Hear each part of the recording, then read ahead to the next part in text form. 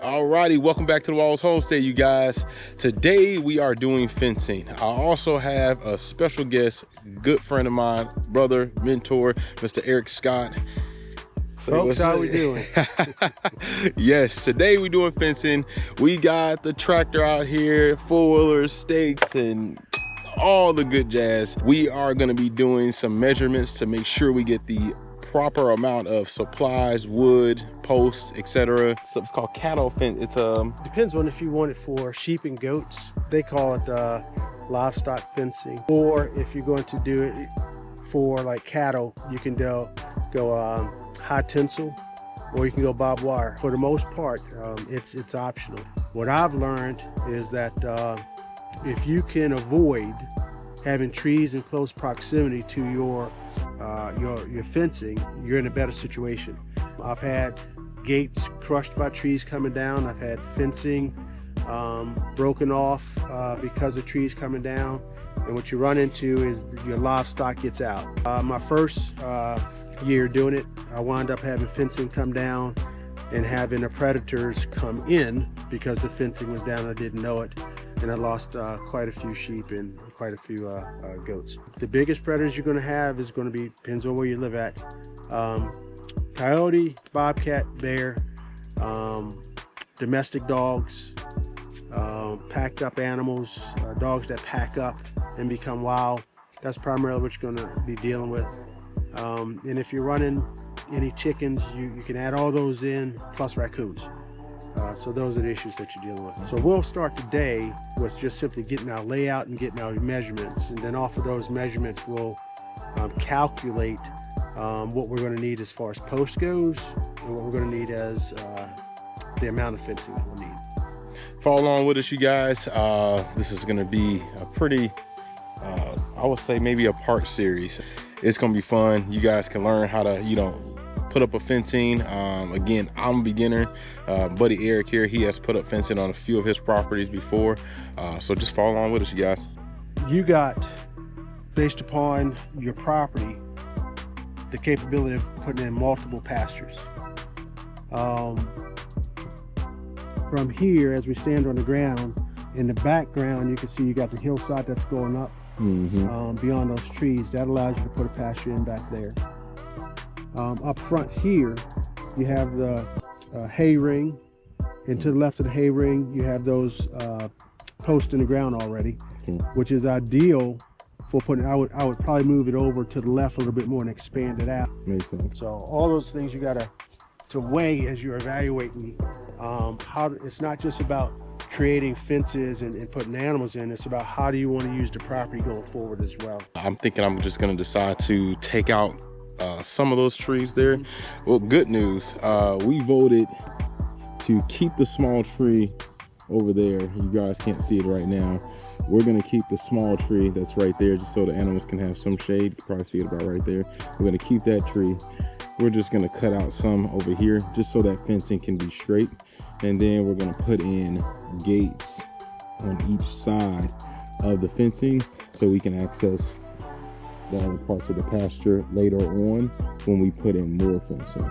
We're gonna have fencing up here because we only plan on having between 5 to 10 sheep and goat and about 50 chickens and maybe some cattle. Just recently, as you guys know, there was a forest fire and they had to bring a bulldozer in and cross through that fencing. So the fencing has to be in some areas has to be like built back up. I'm gonna use either this fencing that we already have here, this wiring, and some of these stakes to repair and get that fencing back up. It's good to keep some of the stuff, that way you don't have to have brand new stuff. Just repurpose some of that those posts and wire fencing and stuff like that. We'll go down into the bottom corner, and I already got it set up in stage for us. Okay. And we'll work our way up, do the 4 corners, and we'll take the measurements from that. Cool, let's do it, man. Alrighty, so we are about to actually start getting the measurements. We're using a measuring wheel. This thing's actually really neat. So it does it in feet and inches. And to get started, you just zero it out. Okay. And you put it on the ground, and your starting point. You just roll it. And you just walk it. And it calculates every single foot or inches. And if you go backwards, it takes it away. Correct. Pretty cool.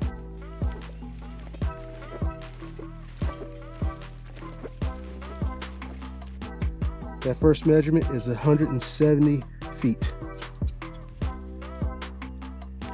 I'm also writing this stuff down, you guys. So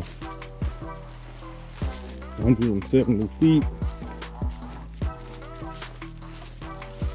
257 feet. This area here, this is where we're starting the tilling. So you guys will see this in the gardening video. Feet.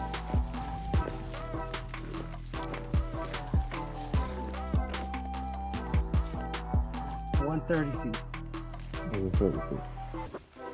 Alright, back to the other point.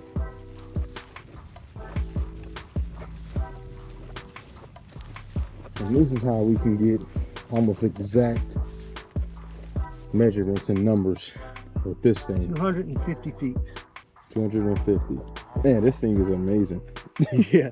So now we're about to make the measurements from each T-post that was previously put on the property. So from one post all the way, trying to get caught in that wire there, to the second post, and so forth. 17 feet 1 inches. 17 feet, we want to be within, we want to be 14 and in. 14 or less. 14 or less.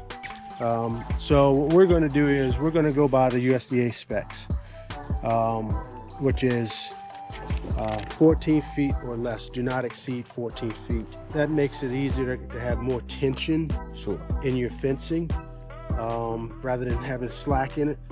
If you go with goat and sheep fencing, it's all one.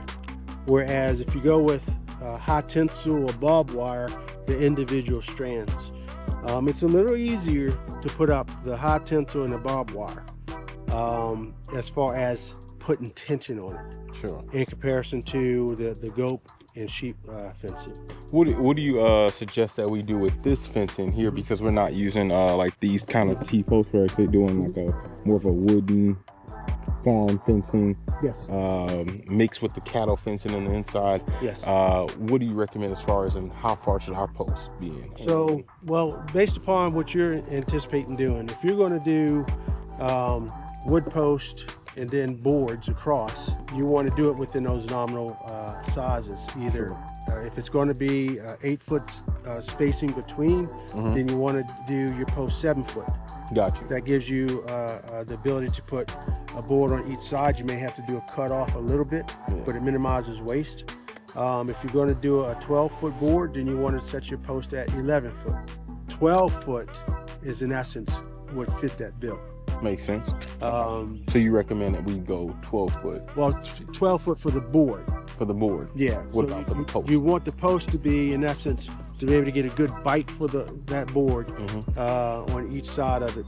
You probably want your post to be at 11 foot 8 inches. That gives you 2 inches of bite on each side. Okay. Ultimately, you want to have room to be able to maneuver, because if we don't put the post in the ground perfectly, right, that means that we have to do a cut. But we're human, and perfection is not likely something that we're going to get. You do it the way we're going to do it. We're going to do it. We're going to lay it out. We'll run a line. We'll paint the ground where we want the post to be, and we'll use a level to make sure that it's level and plumb. And we'll hope for the best. They mentioned something when I was doing research online, YouTube University, looking up, there was like a string or something you can use. Is that something you think that we can I guess use here today? Yeah, so and this is where the importance of setting your corners come in. Okay. You set your corners, you get your corners true. Okay. Once you have your corners true, you use Mason's line. Mason's line, that's what it's called. You tie it on the bottom of the corner post. Okay. And you run it down to the next corner post, make sure it's got really tight tension on it. Because if it doesn't have tension on it, then it can and will move. Yeah. So you want to be nice and tight, and then you go down and you mark your with spray paint. Every 11 foot 8 inches, you spray it. Okay. Then we'll come back with the auger, and we'll, right where those holes or spray paint is where we'll put our holes in the ground at. Okay. And then when we're actually putting the post in, each post, we're going to have to run the measuring tape to make sure that that center of that post is at 11 foot 8 inches. We'll Gotcha. also run a top line across the top, so that'll help us to get level. For sure. So. Makes sense. All right. Well, I appreciate that, man. So what I'm gonna do now, for the viewers who do not know what an auger is, they like, Mike, you don't even know what an auger. You barely know what an auger is yourself. You're right. But I have learned, and you guys are about to learn too. Better sitting here telling you, I'm about to show you. So as my dad said, I'll show you better than I can tell you. Some people, they have augers that are just like battery operated, newer ones. Some are just gas and they're like kind of by hand. They almost look like one of those like sludge hammers. But for the real country folk, they put augers on the back of their tractors. So this goes up and down and it spirals into the ground about 4 foot deep into the ground. Deeper you go into the ground, put some you put the post down in, lay some concrete around it so it's nice and tight. Essentially what we kind of did with the mailbox. You want to be able to have it above ground far enough to be able to put 4 feet of fencing. So most of your fencing when you're going to do livestock is supposed to be spec'd out at 4 foot high, and then you do a single strand, a double strand above that. So you want at least 4 foot plus above ground. There's two ways of doing it. One is with concrete and the other one is with packing dirt around it. Your corner post should always be concreted in. Your gate post should always be concreted in, and at least 1 or 2 somewhere in the middle of your fence, your long run of your fencing, you should have a support post or H post or N post that's also concreted into the ground. Gotcha. Those other fence posts beyond those, you can actually compact the dirt around them. He's the expert, not me. We're about to go over the calculations, exactly how much lumber we need, how much supplies, wood, nails, cattle fencing, all that good jazz, all the fun stuff. This is the fun part, y'all.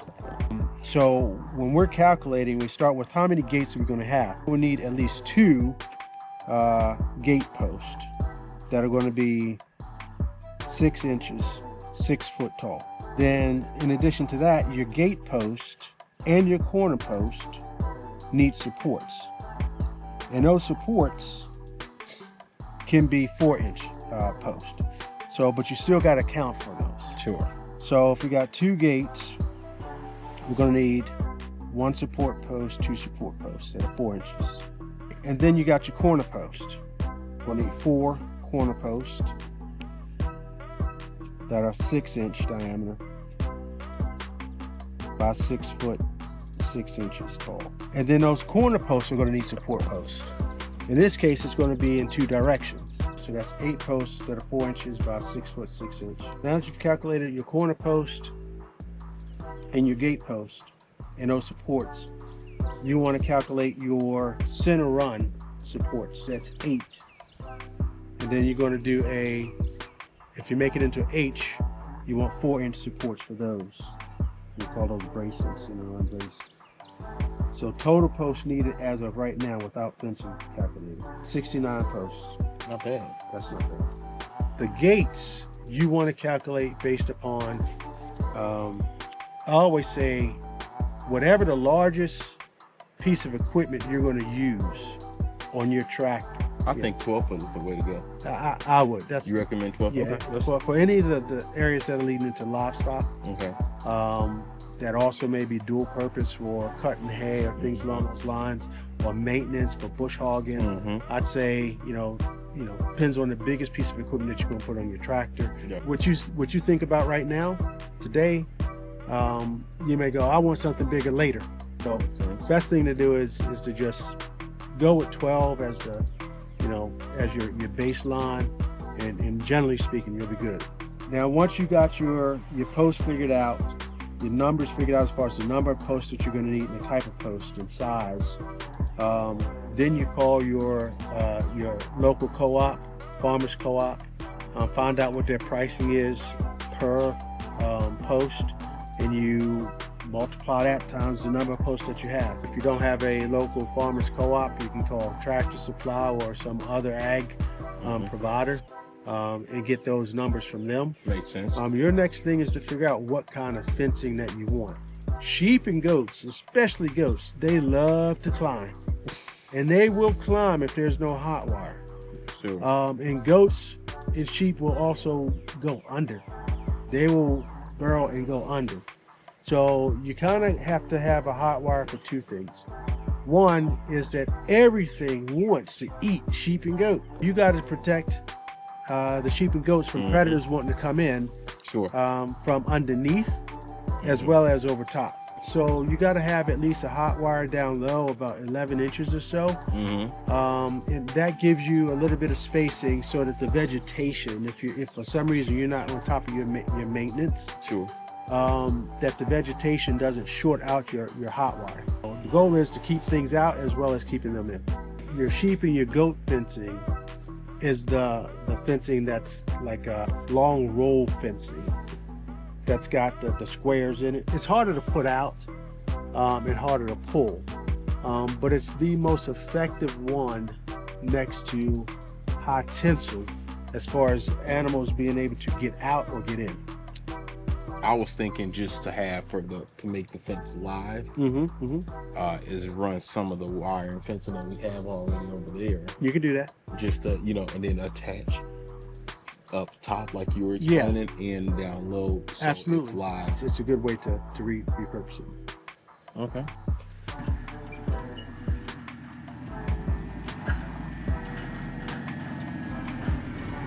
Hey, man. What's going on? What you got there? Well, we got supplies for fencing. Let's go.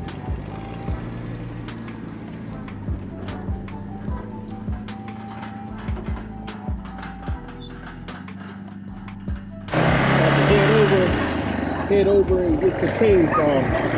We're gonna cut that. Woo! This man is almost 658. That's right. 58 years old. Leveling, making sure that this post is level. Pretty much almost nothing's perfect, but pretty straight. As straight as we can get it. So we got it. It's a beautiful day outside in the homestead. Look at that. Mr. Sniper there.